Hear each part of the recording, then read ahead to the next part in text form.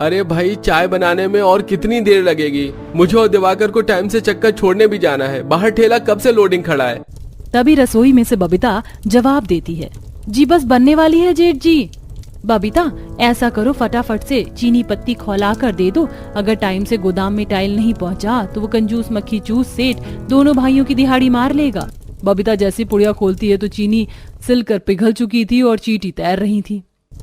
आज फिर पूरे 10 रुपए की चीनी खराब हो गई और इतनी काली काली चींटी आटे के डिब्बे पर लग रही है। धूप दिखाना पड़ेगा डिब्बे को। ये तो हर दूसरे दिन का मसला बन गया। हमारी रसोई में एक भी ढंग का चीज सामान नहीं है, न बर्तन है, न तेल मसाले रखने के लिए जार और डिब्बे हैं। पता है, कल मैं अपनी पड़ोसन है ना, उसकी घर बर्तन लौटाने गई थी। उसने रसोई की सारी चीज इतनी अच्छी तरीके से सेट कर रखी है कि खाना बनाने में मन लग जाए। और एक हमारी रसोई है, कितना भी समेट लो बिखरी रहती है। कितनी बार अपने पतियों को भी तो बोल लिया कि स्टील नहीं तो प्लास्टिक के डिब्बे खरीद कर ला दो, कम से कम दाल तेल मसाले का नुकसान तो नहीं होगा। ऐसे खुली पुड़ियों में रख कर, ऊपर से इस मकान की छत दीवार रसोई भी इतनी कमजोर है कि गर्मी में दिन भर तपता रहता है। गर्मी पसीने से बेहालत बेचारी पांचों आपस में बातचीत करके दुखड़ा बांटती हैं। तभी दिवाकर खिंचे मिजाज में, अरे आज की तारीख में चाय मिल जाएगी या हम जाएं? जी बस लाई, ये लीजिए। दोनों भाइयों के जाने के बाद चौथी बहू रीवा आकर पूछती है, माँ जी खाने में क्या बना दे? अभी रात की 5-6 रोटी पड़ी हुई है। तो फिर ऐसा कर, रहने दे रीवा बहू, पहले वो 5-6 रोटी सद जाए, 12 के बाद दोपहर में गरम गरम दाल चावल चोखा बना देना। ठीक है माँ जी, तब तक हम नदी पर से नहाना धोना निपटा आते हैं। धोने वाले कपड़े की बहुत ज्यादा हो गई है। 5 बहू धोने वाले कपड़ों की मोटरी जूठे बर्तन लेके नदी पर जाने लगती हैं। वहीं भीषण गर्मी से दोनों बच्चे कशिश और प्रज्वल खुश होते हुए, माँ चाची चलो जल्दी से नदी पर चलते हैं, फिर नदी के ठंडे ठंडे पानी में चंपा छपाक के नहाएंगे। दादी मैं आपके लिए मटके में नदी से ठंडा ठंडा मीठा मीठा पानी भर कर लाऊंगी, फिर आप अपने हाथों का स्वादिष्ट सत्तू बनाकर पिलाओगी ना? हाँ मेरी लाडली पोती, बना कर पिलाऊंगी सत्तू। जलती धूप गर्मी में पांचों अपने बाल बच्चों समेत निकल जाती हैं। बाप रे बाप, आज तो गर्मी का तापमान कल से भी ज्यादा है। जमीन तो लावे की तरह खौल रही है, ऊपर से ये गरम गरम लू मुंह पर थपेड़े जैसी लग रही है। गोदावरी का परिवार जिस किराए के मकान में रह रहे थे, वहां पानी की सुविधा न होने के चलते घरेलू काम के लिए नदी का आश्रय था, जो कि घर से 2-3 किलोमीटर दूर पड़ता था, जिससे कई बार तो कड़कड़ाती गर्मी से सबके पैरों में छाले पड़ जाते। कुछ देर में सब नदी पर पहुंचती हैं, जहां कल शुद्ध स्वच्छ ठंडा पानी बह रहा था। बबीता किरण नदी में पैर करके बैठ जाती हैं। वाह, इतनी भयंकर गर्मी में इस नदी का पानी बर्फ के जितना ठंडा। काश हमारा घर इस नदी किनारे होता, तब तो सोने पर सुहागा हो जाता। इस नदी के ठंडे पानी में थोड़ी देर पैर डालकर मेरी तो थकान उतर गई। उस किराए के मकान से तो इस नदी किनारे कुटिया डालकर रहना लाख भला होगा। किरण बबीता की नदी किनारे घर बसाने की बात को सुनकर शीतल उनसे कहती है, हाँ मगर नदी किनारे घर बसाना इतना भी आसान नहीं होता। ये शांत दिखने वाली नदी में कब प्रलय आ जाए किसी को नहीं पता। समय बर्बाद करने से अच्छा है कपड़े बर्तन धो लेते हैं। नुपुर किरण बर्तन मांजने में जुट जाती हैं, वहीं बबीता शीतल रेवा पटक पटक कर कपड़े धोती हैं। इस नदी का पानी इतना साफ सुथरा है कि कपड़ों में से आसानी से मैल उतर जाती, बार बार साबुन घिसने की जरूरत नहीं पड़ती।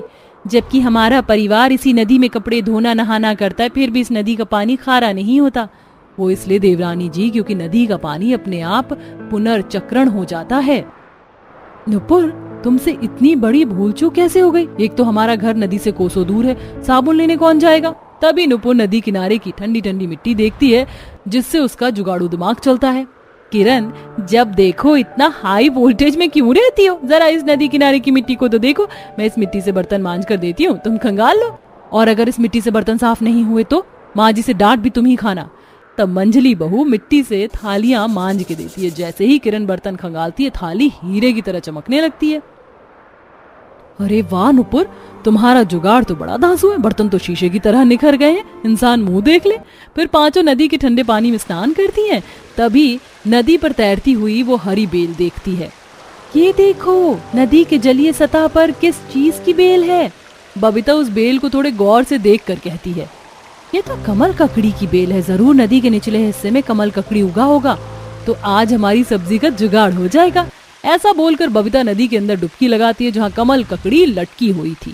तभी उसे पानी के अंदर बहुत ही दूरी में काफी सारी जड़ें फैली दिखती हैं। बबीता जल्दी से नदी से बाहर आ जाओ, देखो मौसम का संतुलन खराब हो रहा है। पांचों नदी से कमल ककड़ी तोड़कर नहा धोकर घर आकर रसोई में खाना बनाने में जुट जाती हैं। तुम चारों को पता है मैंने नदी के अंदर बहुत ही दूर में जड़ें फैली देखी है जो विशाल पेड़ की हैं। पर देवरानी जी तुम्हें मालूम है ना कि वो नदी कितनी गहरी है, उतनी गहरी नदी में पेड़ होना संभव ही नहीं।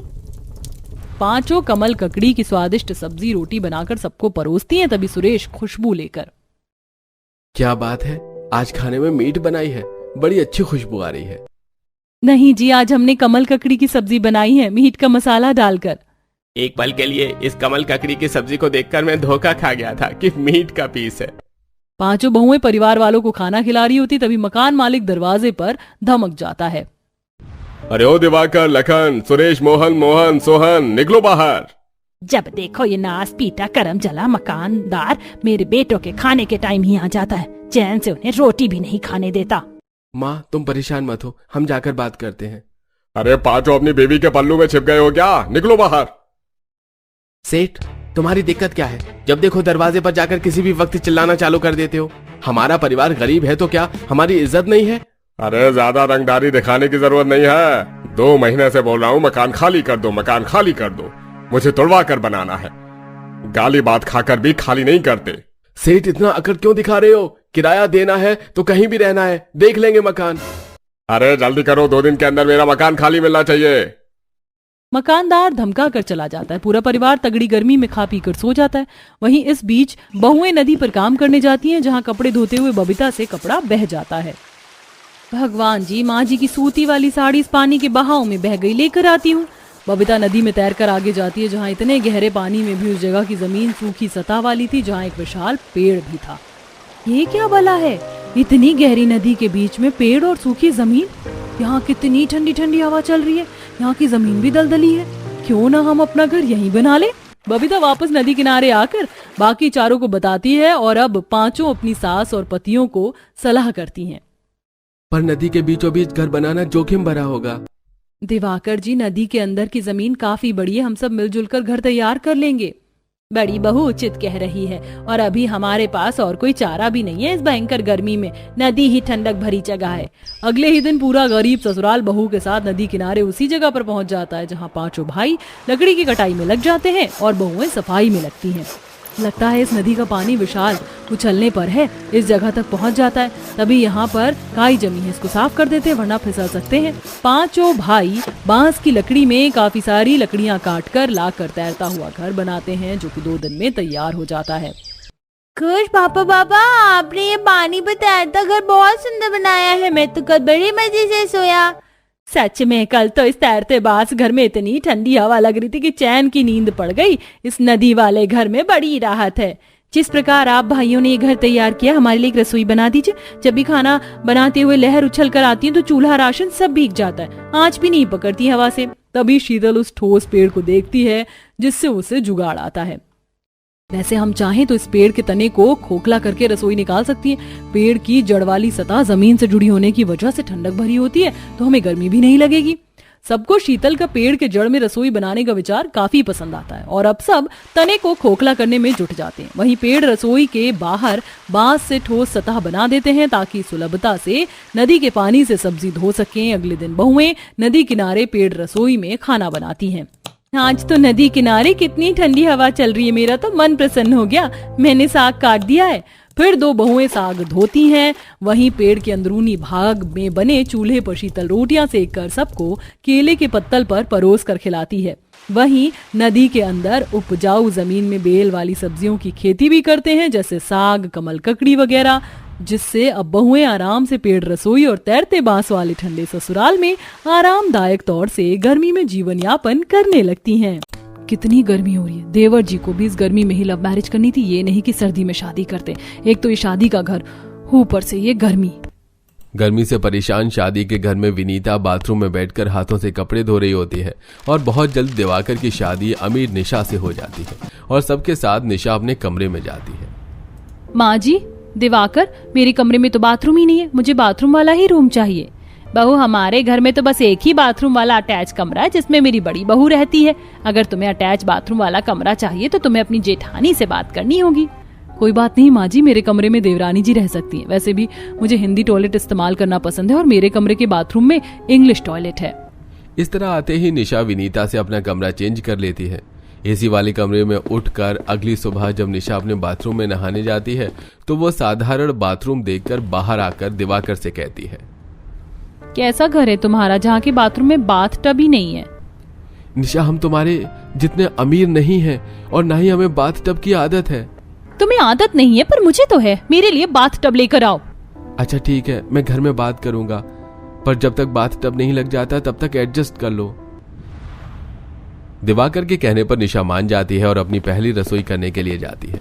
इसी तरह कुछ दिन बीत जाते हैं और एक दिन निशा कूलर की हवा में बैठे चाय पी रही थी, तभी घर वालों से कहती है, पता नहीं दिवाकर को क्यों आप लोगों से बात करने में इतनी प्रॉब्लम हो रही है, पर मुझे आप लोगों से कुछ बात करनी थी।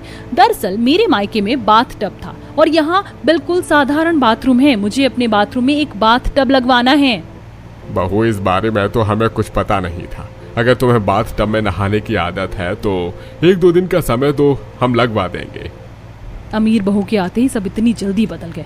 मेरे बाथरूम का जब शावर खराब हुआ था तो मैंने कितनी रिक्वेस्ट करी थी।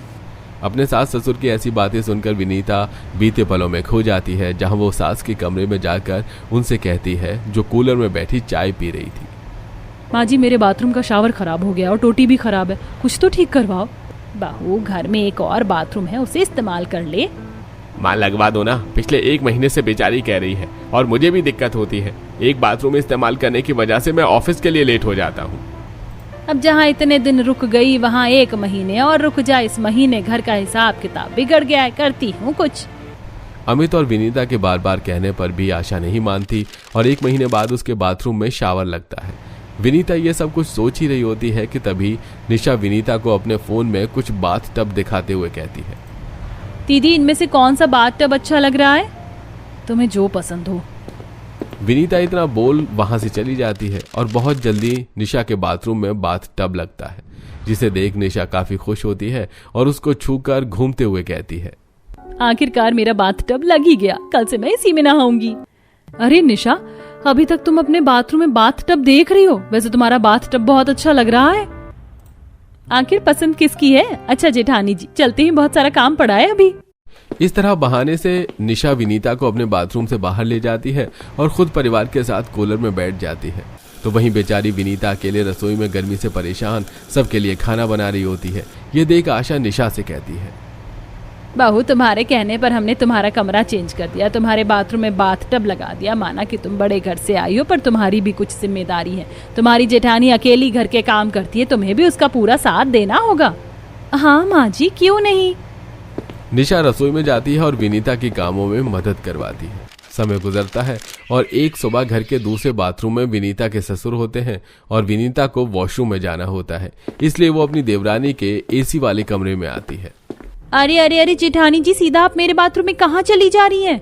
इमरजेंसी है निशा, जाने दो। जाने देती जेठानी जी, अगर मुझे लूज मोशन ना होते। आपसे ज्यादा इमरजेंसी मेरी है, आप तो कंट्रोल कर लोगी, पर मैं नहीं कर पाऊंगी। इस तरह निशा बहाने बनाकर खुद वॉशरूम में चली जाती है। ये देख विनीता को काफी बुरा लगता है। समय ऐसे ही गुजरता है और एक दिन निशा अपने बाथरूम में नहा रही होती है और उसके सिर से पसीना टपक रहा होता है। मैं पिछले आधे घंटे से बाथ टब में लेटी हूँ, पर यहाँ एसी ना होने की वजह से नहाते हुए भी मेरे पसीने छूट रहे हैं। क्या फायदा इस बाथ टब का जब बाथरूम में एसी ही नहीं है। इतना बोलकर निशा बाथ टब से नहाकर बाहर आती है और तैयार होकर सीधा जेठानी के पास उसके कमरे में जाती है, जहां वो सफाई कर रही थी और उससे बात करती है। जेठानी जी, मैंने बाथ टब तो लगा लिया, पर मुझे बाथरूम में एसी की बड़ी जरूरत है। आपको पता है नहाते हुए भी मेरे पसीने छूट रहे थे। निशा, बाथरूम में कौन एसी लगवाता है? मेरे तो कमरे में ही बड़ी मुश्किल से एसी लगा था, जो अब तुम्हारा है। इसमें हंसने वाली क्या बात है विनीता? बड़े घरों में बाथरूम, रसोई, हर जगह एसी लगा होता है। बिल्कुल सही कहा जेठ जी आपने। मैं अभी जा रही हूँ माँ जी से कहने की मुझे एक एसी की जरूरत है। इतना बोलकर निशा उसी वक्त सभी घर वालों को लिविंग हॉल में फिर से इकट्ठा करती है और अपने बाथरूम में एसी लगाने की बात कहती है। माँ जी, मेरे बाथरूम में बहुत गर्मी है, ऐसे तो मेरी तबीयत खराब हो जाएगी, इसलिए मुझे बाथरूम में भी एसी लगवाना है। अरे कोई बात नहीं बेटा, बहू से गर्मी बर्दाश्त नहीं होती होगी। हम एक नया एसी ले आएंगे बहू के बाथरूम के लिए। बहू 1-2 दिन रुक जाओ बस। विनोद की ये बातें सुनते ही एक बार फिर निशा को अपने पुराने दिन याद आ जाते हैं। बहू, कैसा बुखार लग गया है तुझे। रात से पट्टी कर रही हूँ पर तेरा तो बुखार उतरने का नाम ही नहीं ले रहा। माँ जी, मुझे लू लग गई है। अब तो मेरे कमरे में एक एसी लगवा दो, वरना मैं इस गर्मी से मर जाऊंगी। माँ, मैं अपनी बीवी को ऐसे नहीं देख सकता। अगर आप लोग एसी नहीं लगवाना चाहते तो मैं खुद लगा दूंगा। अरे बेटा, इतना क्यों बेताब हो रहा है? हल्की सी तबीयत ही तो खराब हुई है।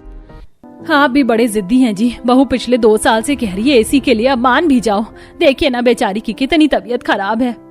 विनीता की तबीयत खराब होने के बाद और उसके जिद करने पर बड़ी मुश्किल से उसके कमरे में एसी लग जाता है और यह सब सोचकर विनीता को काफी बुरा लगता है। पर 2 दिन ही में निशा के बाथरूम में एसी लग जाता है और अब वो बाथ टब में नहाते हुए कहती है, बाथ टब भी लग गया, अटैच बाथरूम मिल गया, एसी भी लग गई, अब मजा आ रहा है बाथ टब में नहाते हुए। निशा, तुम पिछले 1 घंटे से बाथरूम में हो, खाना तैयार है, आकर खाना खा लो। विनीता खाने के लिए आवाज देकर वहां से चली जाती है। पर जब से बाथरूम में बाथ टब और एसी लगा था, निशा का बर्ताव बदलता जा रहा था। ऐसे ही एक दिन विनीता अपना साबुन साड़ी लेकर निशा के कमरे में आती है, जहां निशा मेकअप कर रही थी। निशा, तुम तो जानती हो ना, आज माँ जी के साथ तुम्हें और मुझे मंदिर जाना है। माँ जी नहा रही हैं और तुम तो तैयार हो। क्या आज मैं तुम्हारा बाथरूम इस्तेमाल कर लूं? वैसे मैं चाहती तो नहीं हूँ कि कोई मेरा बाथ टब इस्तेमाल करे, पर मेरा बाथरूम भी बहुत गंदा हो गया है। पिछले 15 दिनों से मैंने साफ नहीं किया। अब यहाँ नौकर के लिए भी नहीं बोल सकती और मुझसे बाथरूम भी साफ नहीं होता। एक काम करती हूँ, इन्हें नहाने देती हूँ। निशा, क्या सोचने लगी? वो दीदी, दरअसल मेरा बाथरूम बहुत गंदा है। मैं तो नहा चुकी हूँ, बाथरूम साफ भी नहीं कर सकती और आपको ऐसे गंदे बाथरूम में जाने देने का दिल नहीं कर रहा। अगर आप बाथरूम साफ करके नहा सकती हो तो ठीक है। कोई बात नहीं, मैं खुद बाथरूम साफ करके नहा लूंगी। इस तरह निशा अपनी जेठानी से बाथरूम साफ करवा लेती है और एक बार फिर निशा का बाथरूम गंदा हो जाता है और इसलिए वो अपना बाथरूम इस्तेमाल न करके अब कॉमन बाथरूम इस्तेमाल करती है। और ये देख विनीता को बड़ी हैरानी होती है। इसने इतनी जिद करके बाथरूम में बाथ टब लगवाया, एसी लगवाया और ये हमारा बाथरूम इस्तेमाल कर रही है। अपना बाथरूम साफ नहीं किया जा रहा इससे। बड़ा इतरा रही थी ना अपने बाथ टब वाले बाथरूम में।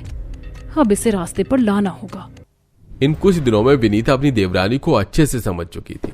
अब जैसे ही निशा नहाकर बाहर आती है, बाथरूम के दरवाजे पर खड़ी विनीता निशा से कहती है, निशा, इस बाथरूम को जो लास्ट में इस्तेमाल करता है वही इसकी सफाई करता है। आज तुमने इस बाथरूम को सबसे लास्ट में इस्तेमाल किया है तो तुम्हें साफ करना पड़ेगा। मैं यहीं खड़ी हूँ, तुम साफ करो। कोई दिक्कत होगी तो मैं तुम्हारी मदद कर दूंगी। विनीता निशा की चालाकी निशा पर ही आजमाती है। ना चाहते हुए भी निशा बाथरूम साफ करके अपने कमरे में जाती है। समय यूं ही बीतता है और धीरे धीरे निशा का बाथरूम इतना गंदा हो जाता है कि अब बाथरूम खोलने पर भी बदबू आने लगती है, जिस वजह से दिवाकर भी अब कॉमन बाथरूम इस्तेमाल करने लगता है। अरे अरे देवर जी, मुझे जाने दीजिए। ये हम सबका बाथरूम है। आपके पर्सनल बाथरूम में बाथ टब एसी लगा है, उसमें क्यों नहीं जाते? भाभी जाने दो, मेरे बाथरूम की हालत बहुत खराब है।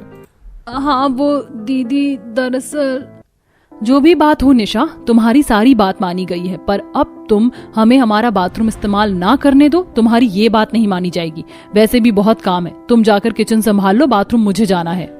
विनीता निशा को और ना ही दिवाकर को बाथरूम इस्तेमाल करने देती है और जब निशा अपने बाथरूम में जाती है तो दरवाजा खोल उसे काफी बदबू आती है। तभी वहां विनीता आती है।